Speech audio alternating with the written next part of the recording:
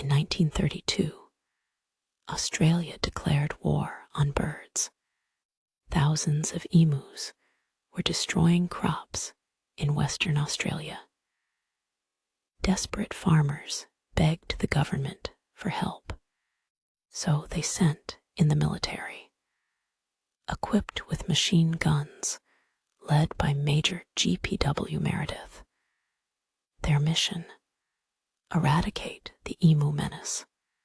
The emus, however, were surprisingly strategic.